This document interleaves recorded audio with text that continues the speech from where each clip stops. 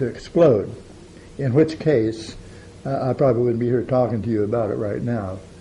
But the torpedo had eased between two pilings of that dock and up on a little sandbar and never exploded. We just kind of kept looking over and expecting that thing to explode, but it didn't. So we ran back, got in the boat, and we went immediately back to the Pearl Harbor where the battleships were being sunk.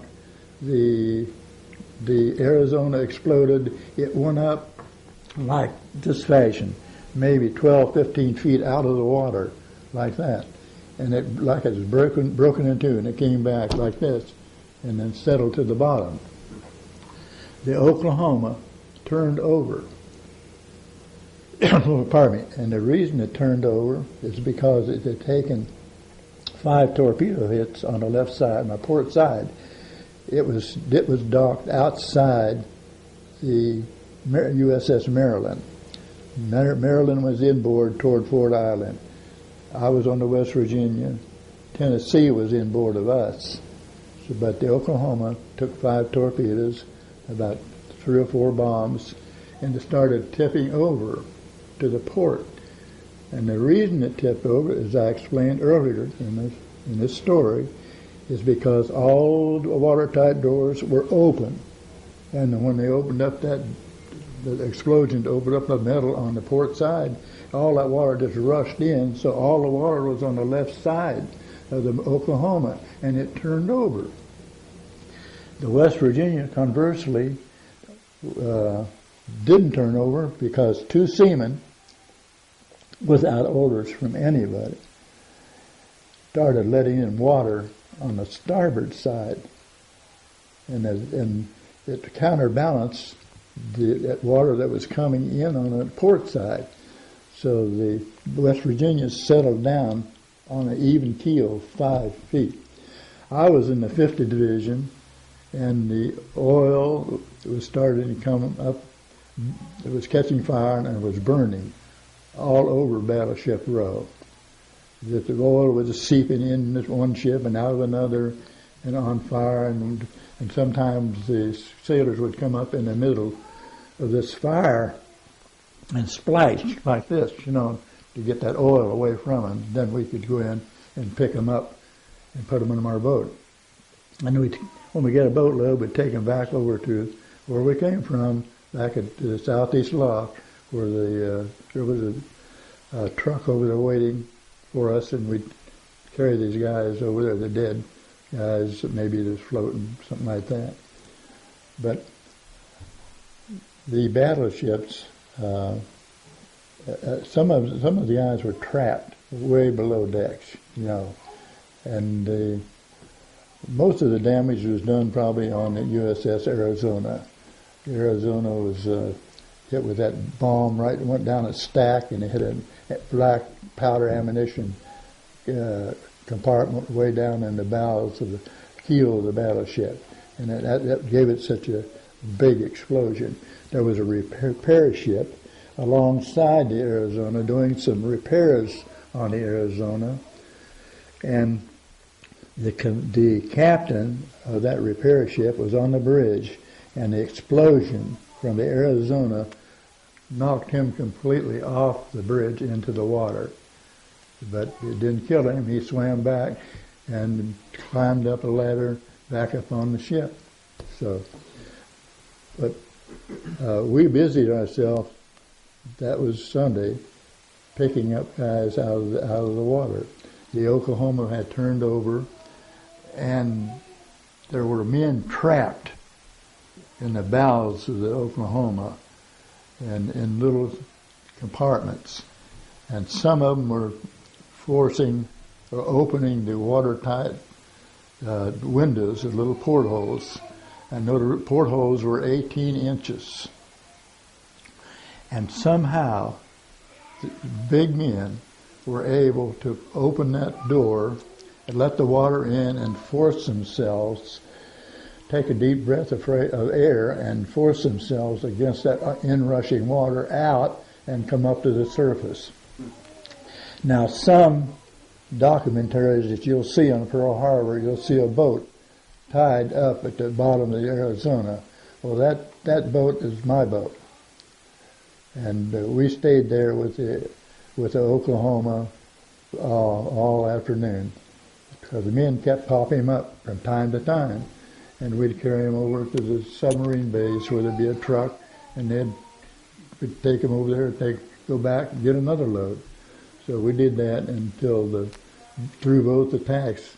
And while we were doing all this, we were out in the middle of the harbor, and while the Japanese were finished with a bomb, dropping their bomb, they would strafe.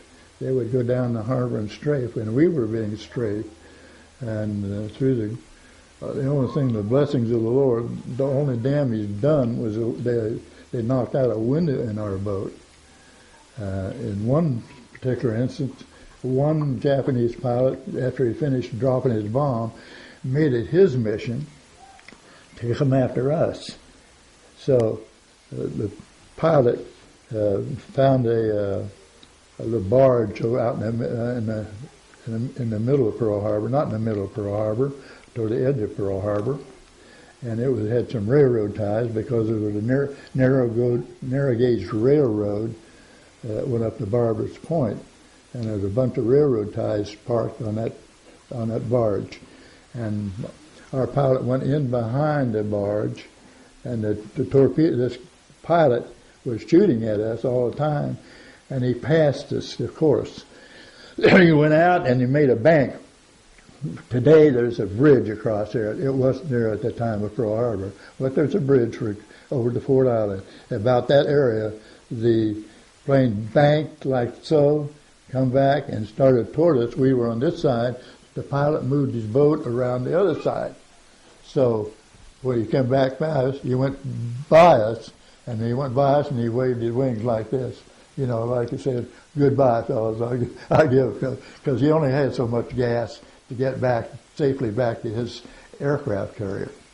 So, but now that was on the still Sunday afternoon, and that night we spent on the inboard side at 1010 dock, and there had been 2 seaplanes out looking for the Japanese fleet, and they had returned right at dark, right at sundown, and a lot of people around the area people had mounted machine guns on 1010 dock.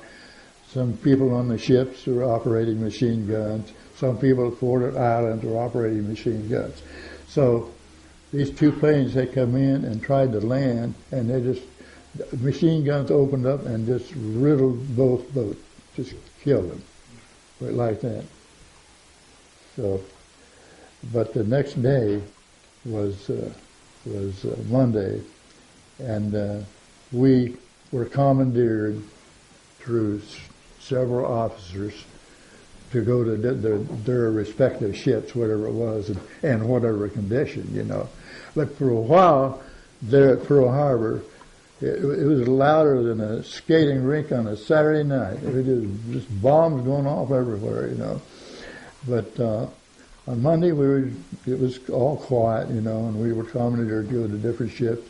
The Arizona was still on fire, and Monday afternoon we were asked to go, or not asked, directed to go to the Arizona to help the tug Hoga, Hoga, fight the fire on the Arizona. And the Arizona is resting on the bottom at 45 feet, but the superstructure is below the water line, and the tug had a 10.5-foot draft, so it could only get so close. So we had about 32-inch draft, and we took the hose from the tug and run up on the bow of the Arizona, and that was Monday afternoon. And we stayed on the bow of that Arizona all Monday afternoon and into Monday night, into Tuesday morning, and stayed with it, and we didn't have any sleep at all. We stayed there and got the fire at about 2:30.